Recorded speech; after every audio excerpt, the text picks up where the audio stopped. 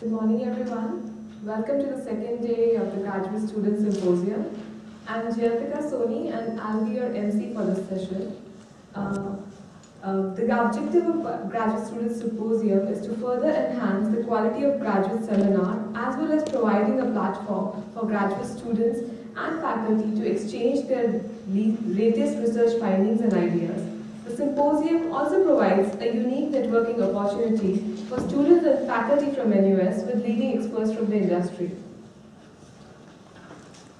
We have our keynote speech of the day on two-dimensional materials, current perspective and prospects by Professor Antonio H. Castro Neto. Professor Neto got his PhD in physics at University of Illinois at Urbana-Champaign in 1994. In 1994, he moved to the Institute of Theoretical Physics at University of California at Santa Barbara as a postdoctoral fellow. In 1995, he became an assistant professor at University of California at Riverside. In 2000, he moved to Boston University as professor of physics. At Boston, Professor Castro Neto became one of the leading theorists in the study of graphene and other two-dimensional materials. Since 2010, Professor Neto is the director of Graphene Research Center, and in 2014, he became the director of the Center for Advanced 2D Materials, funded by the National Research Foundation of Singapore. Professor Castro Neto is a distinguished professor in the physics department and professor at the Department of Electrical and Computer Engineering and the Department of Material Science Engineering at the National University of Singapore. Professor Neto has authored more than 250 manuscripts and has published in prestigious journals including Science, Nature, Nature Materials, Nature Physics, and Physical Review Letters, and has over 20,000 citations. Professor Neto has given more than 300 seminars worldwide. I request you all to invite Professor Neto to the podium. Thank you very much. I think I don't need a microphone, right? I'm very loud, so I suppose. Can you hear me in the back? Fantastic. So I will do it without a microphone. So it's a great pleasure to be here today. Thank you for coming so early to the seminar. The seminar today, I know that most of you are students. So I decided to focus more on aspects of 2D materials which have to do with engineering. As you heard, I'm a theoretical physicist by training. But now I'm a professor in 2 engineering departments. So you're going to see why is that? Why, I had this a foot in engineering as well. Okay, so to start, let's see, where's it? So let's start with graphene. I'm sure you heard the name before. This became very popular since the Nobel Prize in 2010. But to understand what graphene, you have to go back to graphite. So graphite is a very common material. Everyone in this room has had experience with graphite before. If you ever wrote with a pencil, you have seen graphite. Okay? And the reason why you can write with a pencil is the reason for the existence of this material. So when you look at the structure of graphite, it has these atomic layers of carbon. So when you press the pencil against the paper and you draw a trace, what's happening is that these layers of carbon are getting stuck in the fibers of the paper. So a pencil trace is essentially just these layers superimposed on top of the fibers of the paper. Okay? And this is possible because of the layer structure. So that means that the carbon atoms in these planes interact very strongly with each other. They are very highly bonded to each other. But the carbon atoms in between layers are weakly bonded to each other. Okay?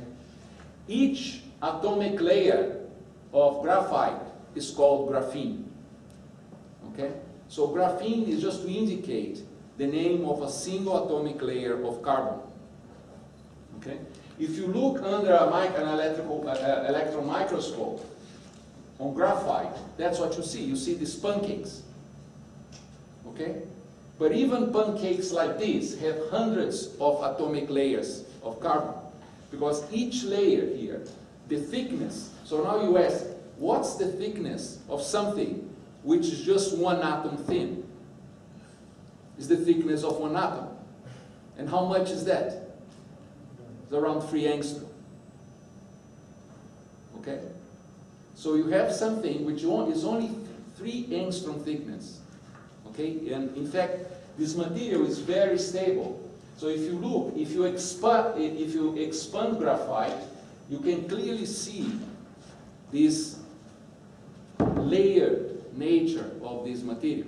Okay? And it turns out that this material, graphene, is extremely strong because the bond that keeps the carbon atoms together is the same one that you would find in diamond. And everybody here knows that diamond is one of the strongest materials we have. Okay, so you have something very, very strange, something which is one atom thin, but at the same time, it's extremely strong. It's as strong as diamond. Okay, so it's a sort of odd combination of properties. We're not used to these properties because we deal in a world which has 3 dimensions. Okay? So this is, the world of these materials is 2-dimensional. Everything is happening in a plane. Okay? So this is essentially graphene. So it's atomically thin film made out of pure carbon. So this is the breakthrough in this whole history of 2D materials. In 2004, Kostya Novoselov and André Gein from the University of Manchester, they took Scotch tape and peeled graphite with the Scotch tape, and they transferred that peeling that they did to a silicon wafer, and they looked under a microscope. Okay, very simple experiment. It costs less than $20. They looked under a microscope and they saw this. And then they realized something very interesting. You see, the background is violet, isn't it? This is the color of the wafer, okay, which has to do with the thickness of the wafer. It looks violet. Then they realize, you see, you have yellow pieces. These are thick layers of graphite. And then you look, then you go to blue. These are thinner layers. And if you go on and on, you find faint and fainter structures. The light here is not very good, but you can see with your own eyes. This is an actual microscope. This is one layered thing, and isolated from the rest, from this debris field. Okay? This is essentially graphene. And you can see something with your bare eyes in an normal optical microscope, although it's just one atom thin. Later, if you are interested, you can ask me why you can see that. It has to do with the structure of the human eye. But this is essentially the story. Okay? So essentially, this is, of course, you know, these things are very small, usually, but sometimes you can find things which are millimeter in size when you do this Scotch tape method. Okay? So in 2004, Gein Novoselov and their colleagues in Manchester, they published a paper on journal Science. And essentially everybody thought this was just a curiosity. Okay, so okay, you got something with a Scotch tape, congratulations, right? Go home, do something else. But they went further. They're smart people. They start to make electronic circuits. Okay? So again, this is, again, a flake of graphene under a microscope, but with a different illumination. You can look at this at different frequencies of light. It changed the contrast. Then you can look under an electron microscope, scanning electron microscope. That's what you see. Then you can design an electrical device on top of the same. Finally, you put the contacts and so on, and you can see here, this is an electrical device, so these are the contacts. I can pass a current here, or I can and measure the properties of this electrical current on this device on a material which is 2-dimensional in nature. Now this you cannot do with Scotch tape alone. You have to use nanotechnology to do that.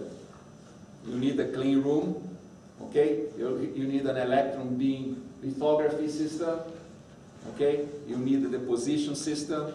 You need lots of things that are only possible if you have enough money to pay for a clean room. Okay? Then they published this, they measured these devices and they published in Nature in 2005. And then everything changed. Okay? This is essentially the route from graphite, Scotch tape to graphene, and electrical devices, and 2010 Nobel Prize. Okay? 6 years for a Nobel Prize is extraordinary. Why did they get the Nobel Prize? First, because this material has very unusual properties. Okay? It's a new material, completely new. It has nothing to do with graphite, to start with. Okay? Then it's because a whole community moved into that field.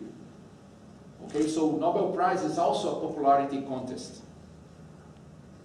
Okay, so essentially a whole community was created, it exploded exponentially, and so on. In 2010 they collected their Nobel Prize in Stockholm. I was very happy to be invited to that Nobel Prize. It's a great experience. If you ever go to a Nobel Prize, you enjoy it. It's great. So, how to get graphene? So now we go, I told you can use a Scotch tape, but obviously, if you want to use this industrially, you cannot use a Scotch tape. You cannot put lots of graduate students like you in a lab with a Scotch tape peeling graphite, right? This would not work. So what are the industrial means of obtaining this material? So this is a very important question. So one way is to start with graphite again, and graphite is very common. It happens in many, many different places around the world. Okay, unfortunately Singapore has no graphite, but close places nearby have plenty. Okay, then what you do is that you don't use Scotch tape. What you do is that you use chemical exfoliation, mechanical exfoliation. Okay? Then you separate these layers in that way. So you make a sludge like this, and then you separate the residues and the graphene, and then you have this powder, this graphene powder. Now, okay, which you can use. Now, you might ask, do you have a powder with only graphene, only one layer? Okay? And that's a very good question, and the answer is no. Okay? Because as you saw, when I use Scotch tape, I also don't get one layer. I get many layers, and I have to select the one layer in that debris field. So what you get in this process is a distribution of layers. If your process is good, the average has very few layers. And the distribution is very narrow. So this is, of course, good for you, statistics. Okay, there is statistical distribution, bell-shaped curve, which is centered somewhere and has some width. So the process determines where this bell-shaped curve sits. Okay, where this distribution sits. And every graphene producer in the world has a different bell-shaped curve. Today, we don't have a standard for graphene. So this is one of the biggest hurdles for the industrial application of this material. But you can see the challenge in standardizing something like this. Okay? So another thing is called chemical vapor deposition. So this is a completely different way of getting graphene. You forget graphite, okay? What you do is that you use a catalytic reaction. So you put a metal, like copper, make it very hot, then you pass a hydrocarbon gas, very much like the catalytic converters in cars. you were too young to remember what that is, but cars used to have these catalytic converters to essentially extract the CO2 from the emission. It's essentially the same process. You heat up this copper to high temperature, the hydrocarbon gas passes through this, and can be methane, butane, whatever. And then what happens is that the carbon decomposes as it contacts the surface of the metal. Okay? The carbon diffuses into the metal because of the high temperature, and then it moves to the surface again. It floats. Okay? When the carbon covers the surface of the metal, the process stops, because there is no way for the carbon to go through the graphene layer which is formed on the surface. So it's a self-limiting process. Okay, it's very interesting. Okay, this is essentially that. Then you have this graphene film on the surface, and you have to get rid of the metal. You're not interested in the metal. So essentially what you etch away the metal chemically, you dissolve the metal. Just to give you an idea, do you know what's the melting temperature of a normal metal? 1,000 degrees, more or less. Do you know what's the melting temperature of graphene or diamond? 4,000? Yes. So essentially, for the graphene, 1,000 degrees is still cold. Okay? But the metal is actually very hot. All right? So the graphene is so strong, the melting temperature is so high, it's extremely stable against chemical attack. Okay? So this is one of the beauties of this material. And in fact, you see, this method was demonstrated not long ago, 6 years ago, maybe 5. Okay, so people were growing 2 centimeter graphene sheets. This is 1 atom thin. It has 2 centimeters in size. But 1 year after that, Samsung took this idea and started to make meters squared. Okay? So it's an amazing thing, because now you can make a material with just 1 atom thin, but it's a meter square of area. Okay? But these problems, this method has also issues like any other method. Okay? This is not what's called a single crystal. This is not a perfect crystal over that scale. This is made out of small crystals, which are tied up together by lines of defects. Okay, because it's called heterogeneous growth. The material grows in a heterogeneous way by nucleation. So essentially the crystals, the microcrystals, grow independently, and then essentially they merge and the bonds reconnect. But because the orientation of the crystal can be slightly different, you form these lines of defects. So this material, although it's 1 meter square, it may not be structurally very stable, depending on the size of the grain of these graphene grains. Okay? The larger the grain, the more stable the material is. So again, it depends on the process. And so there are tricks, okay, to grow graphene this way. And every place has a different trick. So again, we have an issue with standardization here. Okay, there is no standard for that. It has not been yet. There is no ISO, if you ever heard of this, standard for this material. So this is all ongoing. Okay, this is all very, very new. 5 years in the lifetime of a new material is nothing. Okay? So essentially this is essentially what's going on. And you can do crazy things like this. You take a porous metal, now it's not a solid metal, but porous, like porous nickel, for instance. You do the same thing, you put graphene on this porous metal, you etch away, and you get a foam. What's this foam? So these are like these layers of 2D materials which are intertwined in a sort of, look like this. Okay? So it's like taking a piece of paper, rolling them, and attaching them to each other in forming this kind of foam. Okay, so you can play this kind of games and make new materials that didn't exist before that have as basis a 2D material. Okay, very good. So this is the things that, of course, made everybody excited about this material, which is the engineering properties of graphene. So graphene conducts electricity extremely well. It conducts heat extremely well. Okay? It's extremely strong. The Young modulus of graphene is 1 terapascal. It's the highest possible Young modulus. Okay? This has to do with the bonding between the carbon atoms. So, because of the high conductivity, you can apply in electronics. Because of the high strength, you can apply in composite materials. Okay? You can pass very high currents, as you can imagine, a material that melts at 4,000 degrees. You can run huge current, nothing is going to happen. Okay?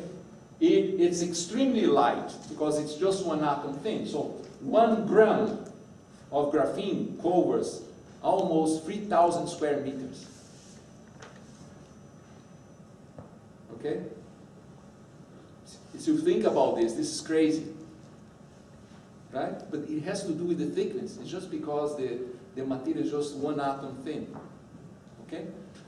So this is very good for energy storage, for instance, applications. Okay? It's transparent because it's just 1 atom thin. Anything that is 1 atom thin is going to be transparent. So this is the thing. So when you think of metals, right? Metals shine.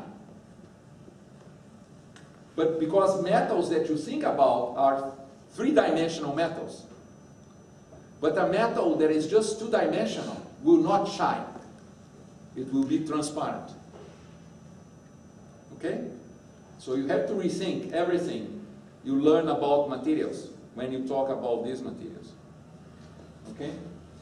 It's very sensitive to chemicals because of the pi. If you ever had, benzene, if you know what benzene is. So in benzene you have these pi orbitals that stick out of the benzene plane. This is nothing but a collection of benzene rings tied up together. So these pi orbitals, they are very good to hybridize with chemicals. Okay, so when a chemical attaches to graphene, it changes locally the electronic properties, and you can sense that because graphene is a conductor.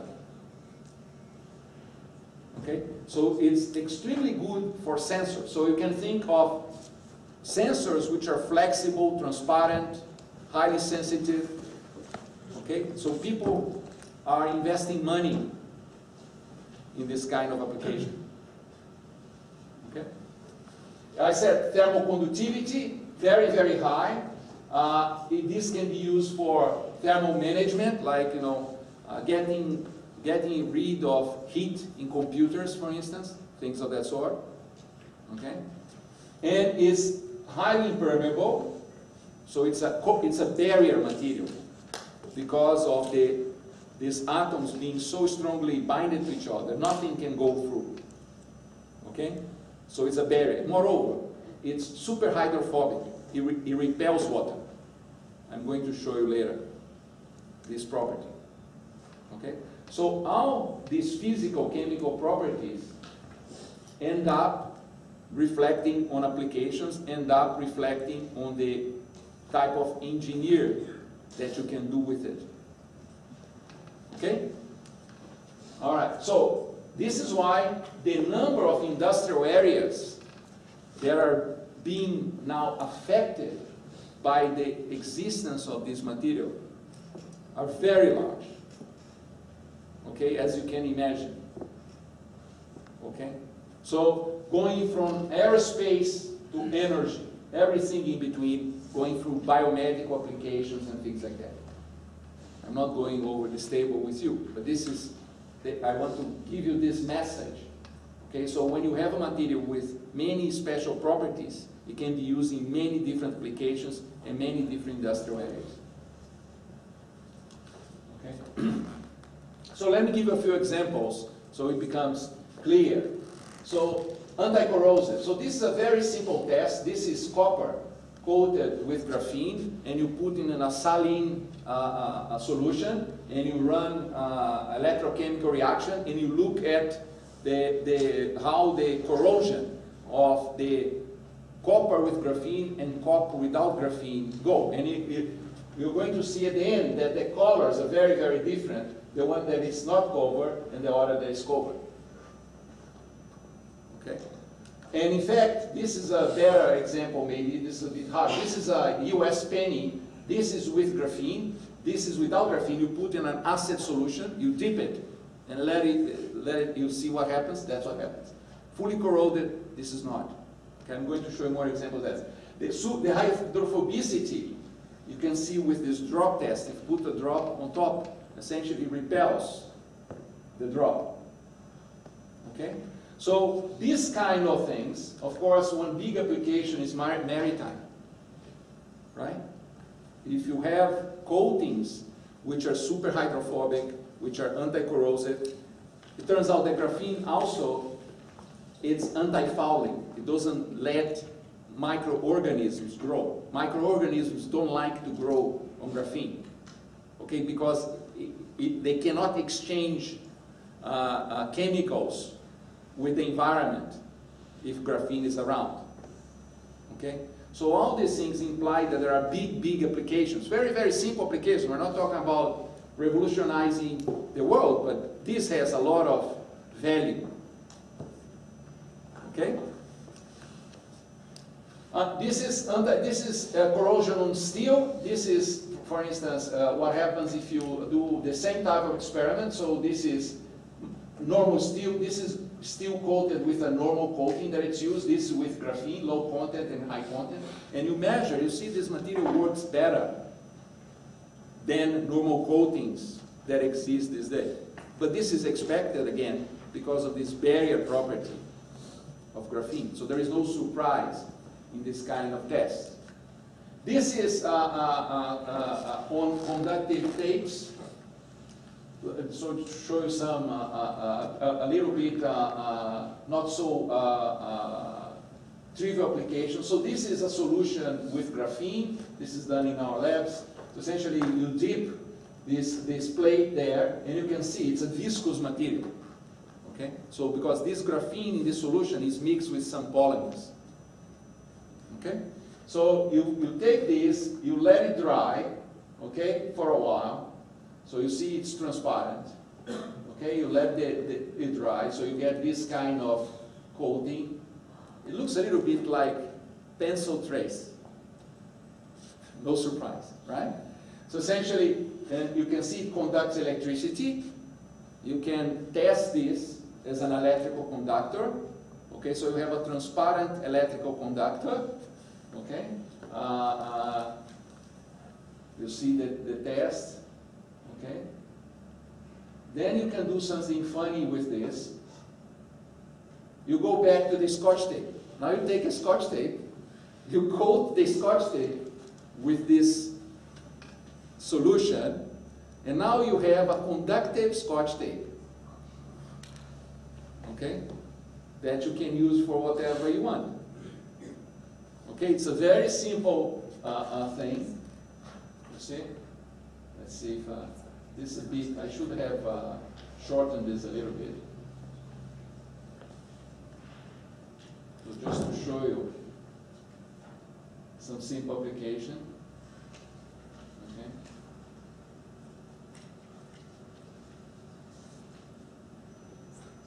There you go. Okay, so this is the kind of thing you can do with this material. Okay? This is other applications. This is actually some conceptual car that was projected some years ago by BASF Daimler. Essentially, where you can use graphene. Anti-scratch, anti-corrosive coatings. Okay, because graphene is very interesting. You can push it, but you cannot break it. So you can make a dent without making a scratch,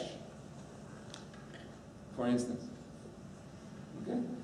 Then you can use these as solar cells, maybe. for instance. So you can use this in batteries and supercapacitors. Okay, you can use this smart glass, so no windshield. So if you have a super hydrophobic window, you don't need a windshield because the water will not get stuck. The water heats and goes away. Why do you need something to do that? You don't. Okay. Oh, rubber. You mix with rubber. Okay, Malaysia is putting a lot of money into this. Okay, mixing graphene with rubber to change the properties of rubber, make rubber more resistant or softer and things like that. Okay, heating. So actually, this already exists. You can mix graphene in the fibers of the textile.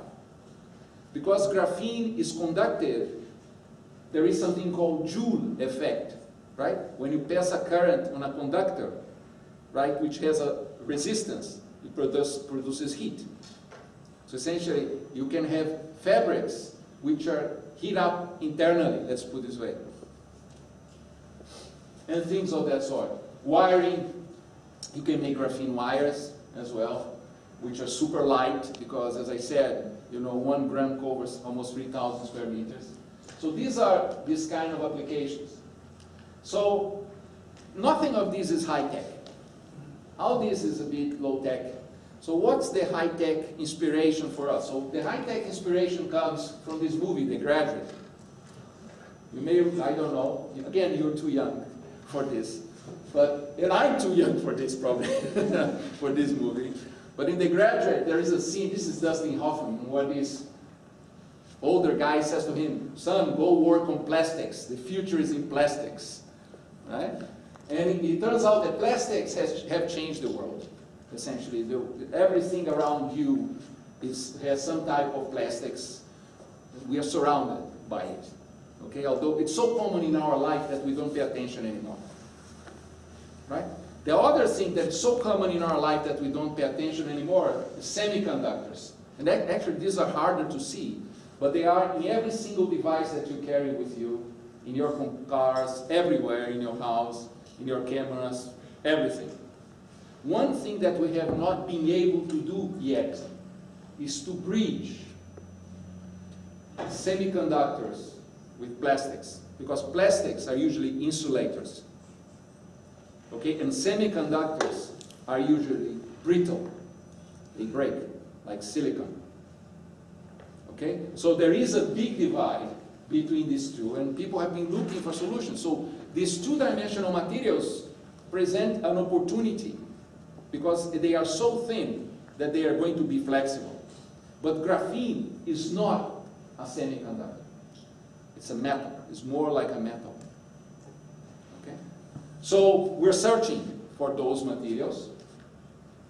And why this is interesting? Flexible electronics. Everybody here loves something cool that you can fold, you can do something with it. People make millions, billions of dollars with this stuff. But graphene alone will not do the job because it doesn't have the right properties. Okay? This is the point. You have to look to other materials that have the right property. This is number one. Number two is that it takes almost 2 generations, 40, 50 years, for a material to go from the lab scale to your appliances. To give an example, the first diode was invented in 1908. The first semiconductor, silicon semiconductor, is from 1974. Okay? That's the normal life of a material when it's good, like silicon. Why is that? First, because the material in nature is not clean enough. Silicon comes from sand. Sand is one of the dirtiest things there is. You have to clean that. You have to make crystals out of that to be used, and the crystals have to be reliable. Every time you make a crystal, it has to look the same. You need high standards for that.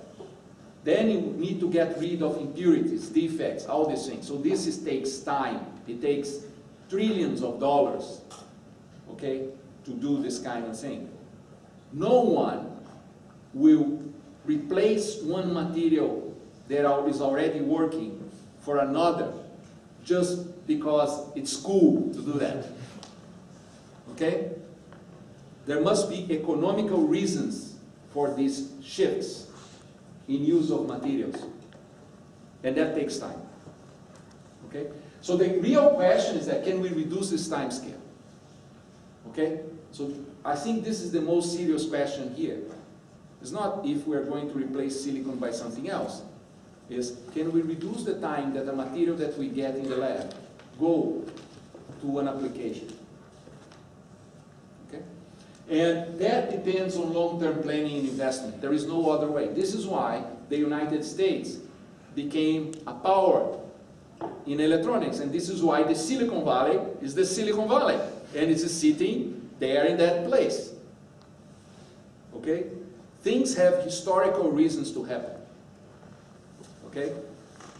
And it's very hard to copy history. Many people tried and failed. Okay, so you have to think out of the box. All right? So this is the thing. And just to give you an idea, this is a study of the markets. You see, for flexible electronics, they imagine that the market's around already 35 billion US dollars by 2020. This is a huge number. Okay? And when you think about the figures, what we call figures of merit, essentially these are the numbers that characterize an application in this 2D business, is transparency and electrical resistance. As you manipulate these two numbers, you have different applications for your material. Okay? So essentially, you have to manipulate material properties to get the right applications. Good. So just to give you an idea where Singapore sits right now in this in the world, in this area. So this is a study done by the Intellectual Property Office in the UK. So this has nothing to do with us. This is done in England. Okay, they studied the worldwide distribution of graphene-related research in terms of academic publications and patents, and Singapore is doing quite well. You know, it's competing with countries much bigger, right? UK, Germany, Korea, Japan, US, China. Okay? In terms of patents, not so bad. Okay, of course, you know, these are huge countries, China, US. What they did for me, which was a big favor, is that they normalize everything by the GDP. I was so happy when I saw it. You have no idea. Okay, I didn't even have to pay for this. Imagine that. Okay? So essentially, when you normalize by GDP, Singapore is a world leader. Okay? Which is quite impressive. So there is a real opportunity here. Okay, this means opportunity. Okay, Singapore is a small country, but it's doing very well in this area. And if the investment continues, if the planning continues going in the right direction, you know, there is a chance that Singapore can dominate this kind of market in the future. Okay, although being small. Right, so you see, followed by Korea, Switzerland. Interesting, right?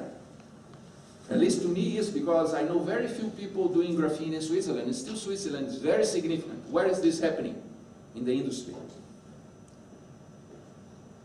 Okay? It's not happening in the academia. Alright? Good. So this is specialization. Actually, Singapore has a very high degree of specialization in this area, comparable to China and Korea. Much bigger countries. Okay? And you see, Israel, US, Finland. You see the other countries, much less degree of specialization in this area. This is very interesting to look at. But as I said, so this comes now, this issue of two-dimensional crystals. So we have to work with other materials. Okay? No escape. If you're going to do all these beautiful things, you have, and you want to be industrial, you have to go to other materials. We knew this very early on. In fact, there is an article published by, again, Guy Novosello in 2005, where they essentially said, look, if I can use a Scotch tape to peel graphite, I can use a Scotch tape to peel anything that is layered. And they did that. Took the Scotch tape, started to peel everything that they could put their hands on. And they peel. Okay, and they can get monolayers with that. And these materials are very different. Niobium diselenide, for instance, it's a metal, a very, very good metal. Moly disulfide is a semiconductor. That's great. Semiconductors, we need semiconductors for digital electronics. Bismuth, this guy is a superconductor, so it conducts electricity without energy loss. Okay? And now these materials can be peeled. They are very interesting. They have non-trivial physical properties because the electrons, as they propagate in this two-dimensional world, they have to go from atom to atom. Okay? And if you change the atoms, which are part of the material, the electrons will behave in a different way. Okay? So this is the thing. So there is a huge number of these materials out there. Okay? So the cool idea is this. Okay? Imagine now we can produce industrially lots of these materials. Okay? And I have a library now, and I can choose, pick and choose. And I can imagine now going from 2 dimensions to 3 dimensions again by putting these things on top of each other. And if I control this process of putting things, making these big sandwiches of materials, I'm going to get different results. Okay? So I'm going to get now 3-dimensional systems that cannot exist in nature. Okay? Things which are completely new, do not exist in nature, and have unique properties.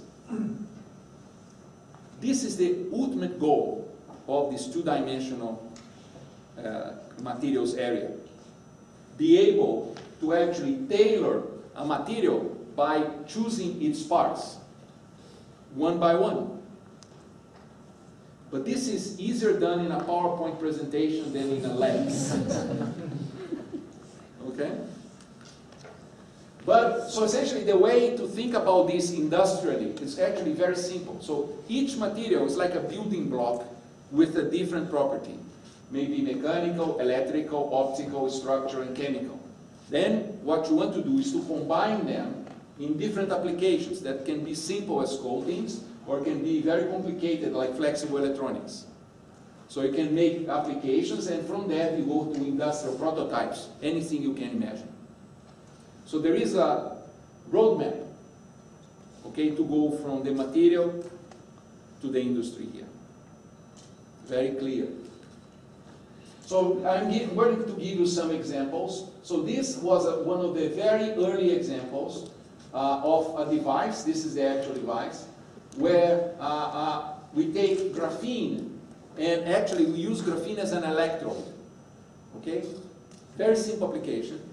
And the material in between is a semiconductor, which can be, for instance, boron nitride, which is a 2-dimensional, it has the same, essentially the same structure as graphene, but instead of carbon has 1 boron atom and 1 nitrogen atom, which is insulator actually.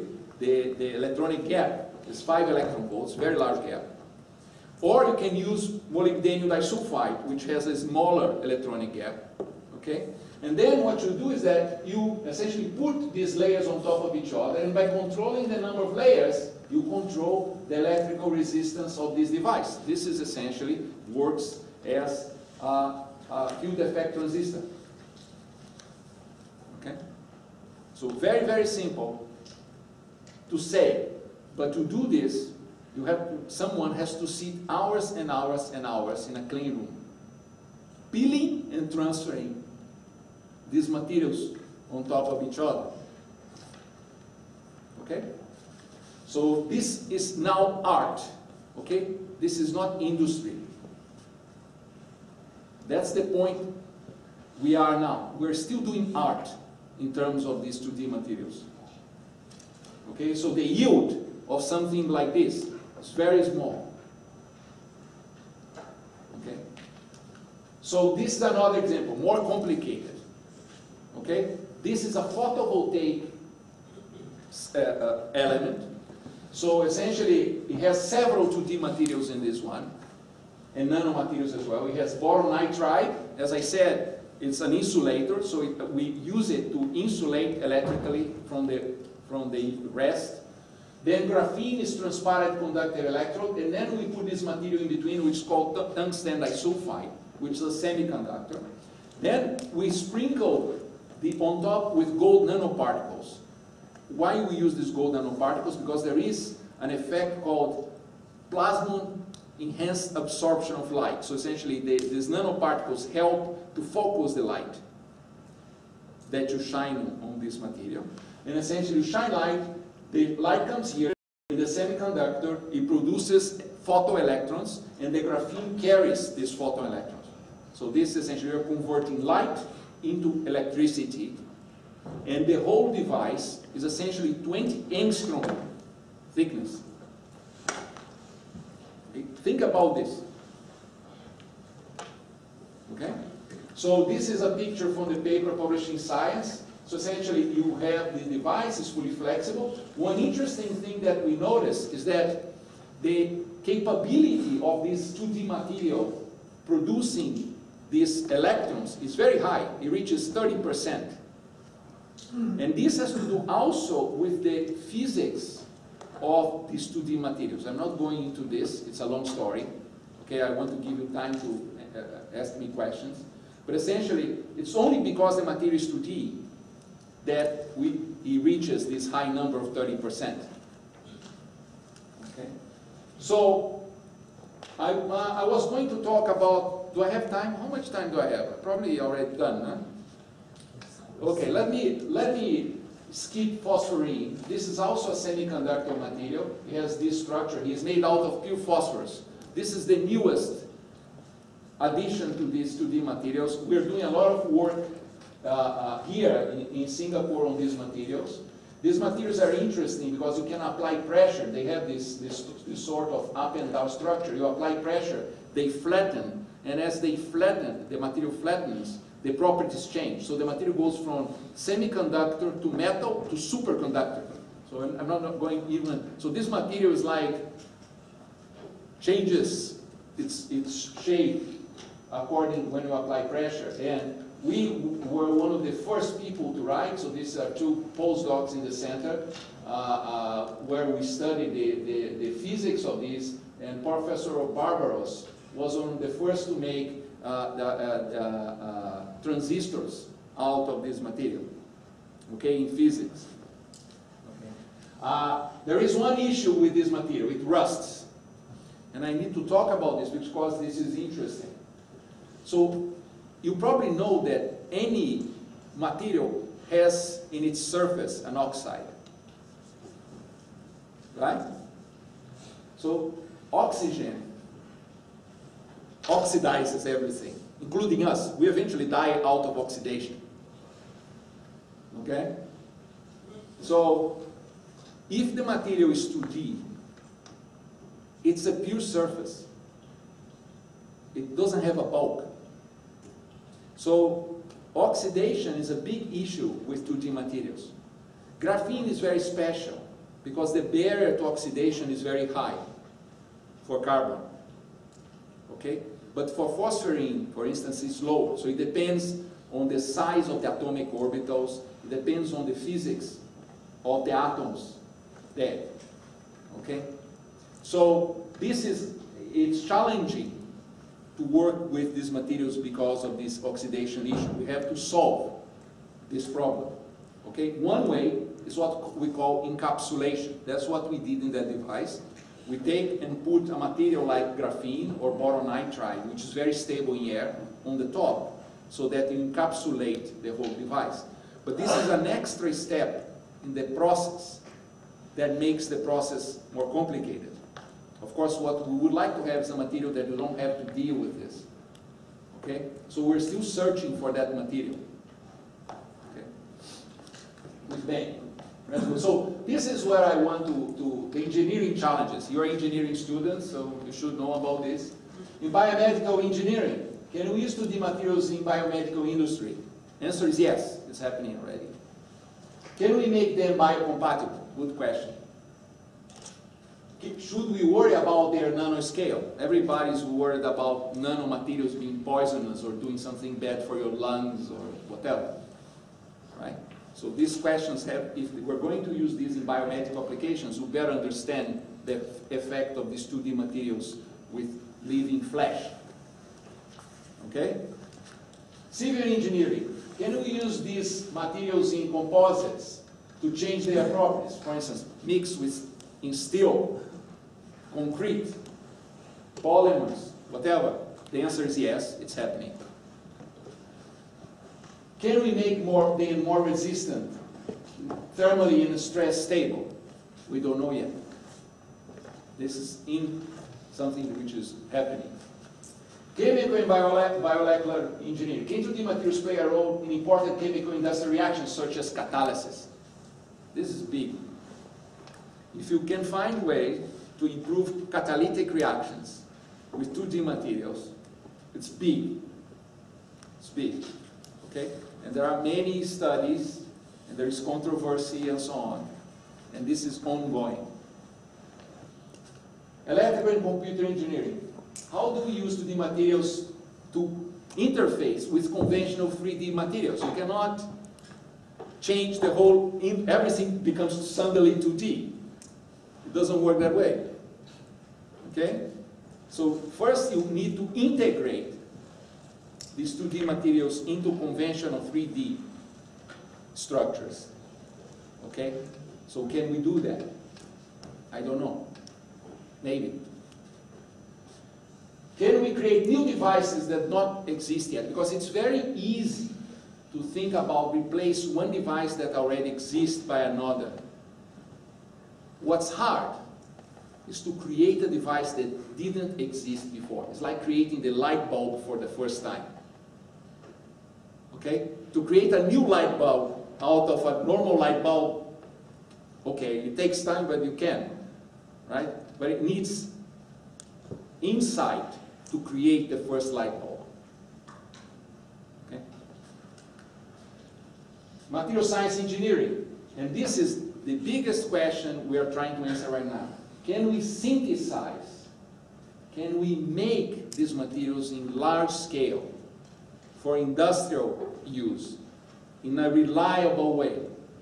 Can we standardize 2D materials? Okay? Without that, we cannot move forward in the industrial arena. Okay, so this is one of the biggest challenges. You cannot buy, you can try to buy 1 kilogram of graphene on Google. Guess how much 1 gram sells for these days? I tell you, $100. 1 gram. Guess how much 1 kilogram of graphite costs? 20 cents of dollar. See the difference in numbers? It's 100,000 multiplication. Almost. Okay? So you're not going to be able to buy 1 kilogram of good graphene, like, just a few layers from a buyer. We know this already because we already studied all the buyers in the world. We know this. Okay? You cannot buy 10 kilometers of this graphene film. Nobody is making that. Okay, so this is a challenge, okay, for the next few months. I think this is going to move very fast. Mechanical engineering, another big challenge. How do we manipulate something which is so thin mechanically? In the lab, the students have to learn to do this with their hands. you cannot do this in an industrial setting. You need to find ways to manipulate something which is so thin in a consistent, repetitive manner. It cannot be art, okay? It has to be always the same thing. There must be a process. And this goes into maybe robotics. Maybe the way to go is with robots, which can actually manipulate films which are so thin. In fact, this would be extremely interesting. If anyone here has a good idea, I would entertain. Okay? Because I think this is actually the way to go. We have to find, essentially, robots who can actually do this kind of thing. We cannot rely on human hands. Okay? So, let me just conclude. I think this is a new field, completely new. In Singapore, you are in a good situation because Singapore is investing so much and is putting so much effort in this area. I think there is a big future there. There are many 2D materials, many to be discovered. Okay? We're working on this right now. These artificial 3D heater structures is the future, definitely. It's going to be the frontier in this area. Okay? Computational science will play a very important role. I didn't have time to talk about this because, as I said, the properties of these 2D materials are very different from the 3D. And you need to understand the properties first before you can use them. And computational science is essentially the way to go. So it's a terrain for exploration, and I hope that at least today you had a glimpse of what's going on out there, and I hope that you find this interesting and you may want to pursue. Okay? Thank you very much for your attention.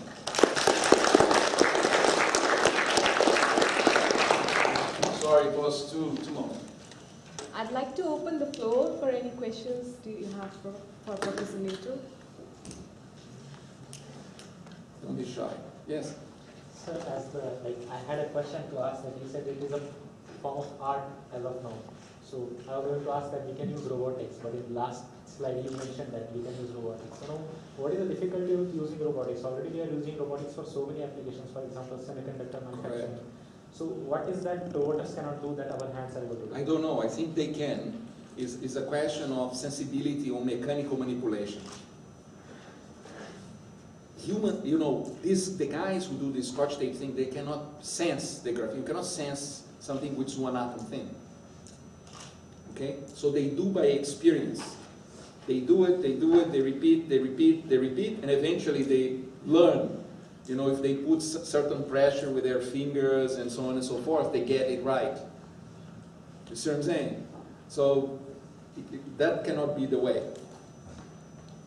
So maybe we can put some kind of sticky material which can pick up graphene. Things like that, but you have to do that in a microscope. So it has to be a robot with a camera on a microscope, right? Because you cannot see with your eye. So, yeah. Anyone with a design for a robot, come talk to me. I will fund it.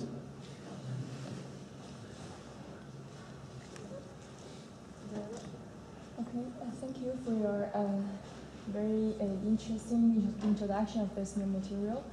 Yeah, I remember that you mentioned that graphene can be used in photovoltaic, and you use it like a transparent electrode, right? Yes. So I noticed that external quantum efficiency is about 30%, but in industrial, in like silicon crystal, crystalline solar cell, it is already approximately 100%. So what's the advantage of this? So in silicon, you have to use something which is that thick. This has only 20 angstrom. Okay, so this is what thickness. I'm using. Yeah. So we're talking about something which is millimeter thick against something which is 20 angstrom thick. So if I stack, I can reach that level very easily with something which is much, much thinner. But the problem is that I have to do this stacking. Again, is reliability and doing this. I have to repeat the unit several times. But they do this in silicon industry as well. right? You have these lots of junctions. Yeah, so you have to do that, but now you have to do with a film which is only 20 angstrom thick. That's the challenge. So I don't think efficiency is the issue here. I think it's really to make the device. It's an engineering problem. It's not a scientific problem.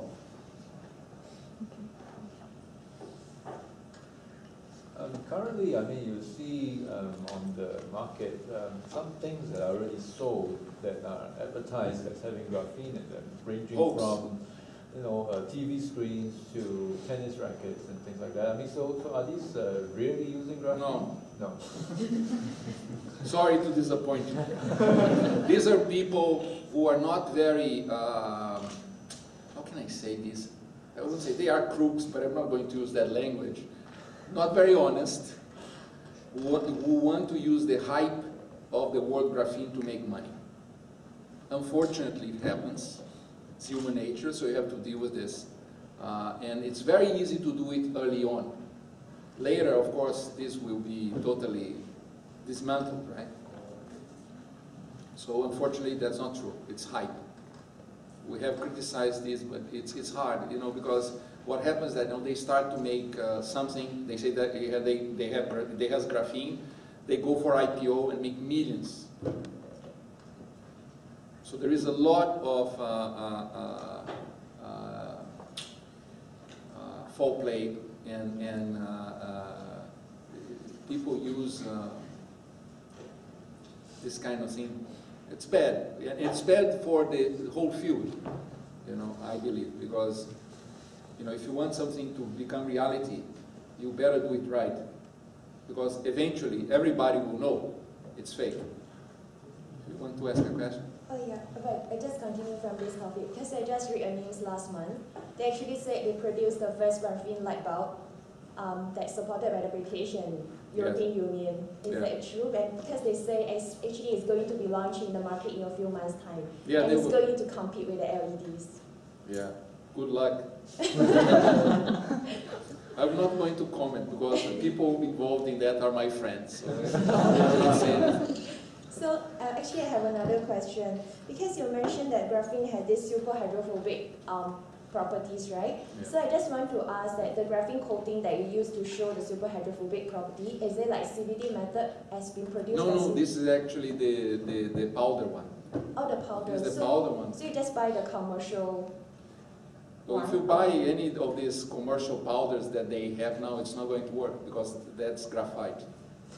Yeah, so my method is actually how do you produce the graphene that which has this super hydrophobic property? That's the $1 million question. So it has to do with the process. Is it like chemical method or? It depends. Every lab in the world has its own method with different results. Oh, okay. Let's put this, and all these things are protected by NDAs and things like that, because as you can imagine, there is a lot of money behind this kind of thing. Because from what I know, like most chemically synthesized graphene, they actually have a lot of surface groups and mainly OH groups, so they won't have this super hydrophobic property, and instead they are actually hydrophilic. You're absolutely correct. So actually, this is a good way to test how good the graphene is. Thank you. Welcome. I have a follow-up question. Yes. You said that the processes are protected by NDA. So how do we go for standardization if the processes are protected by NDA? No, by standardization, usually what happens is this. So people file patents. Once the patent is filed, then it's okay. It becomes public. Usually, first you file some patent and you wait, then you publish the paper with the result, and then you use that for standardization. That's the usual process. But standardization takes years, because standardization is a community decision. So it's like this. So there are these, like ISO. So essentially you become a member, and then people get together in many places around the world to discuss what the standard is. And if after a few years, if they agree on the standard, then the standard is issued. But it's something, for graphene there is no standard yet. There are starting to do this. And the big players in this are Korea, England, US.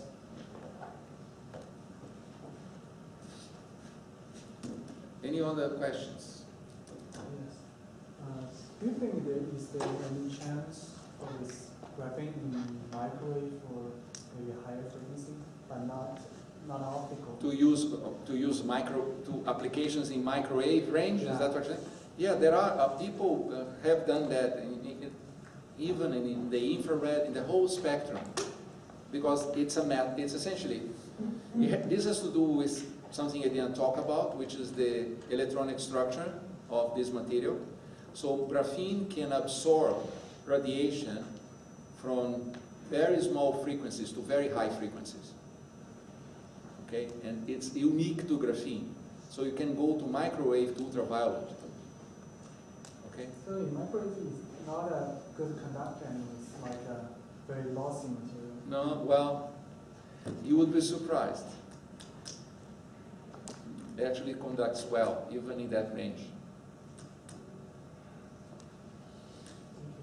I have one more question.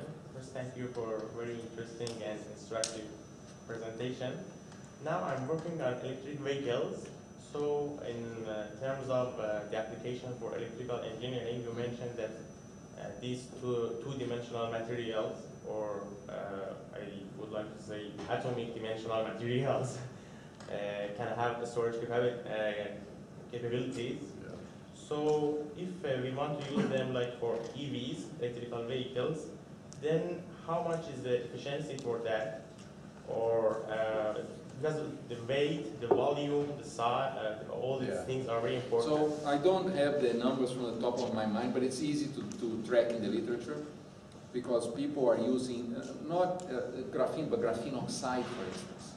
And it has to do with what she was saying before. So you can functionalize with other chemical groups, and then the chemical properties change and the electrical properties change.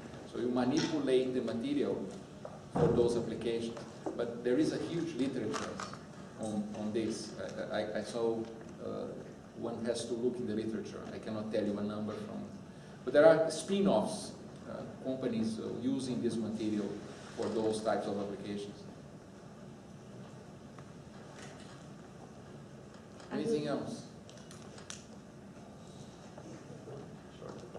I'd like to thank Professor Neto for a very interesting talk, starting from a scotch tape to building solar cells and all those things. It's very interesting to learn about this research.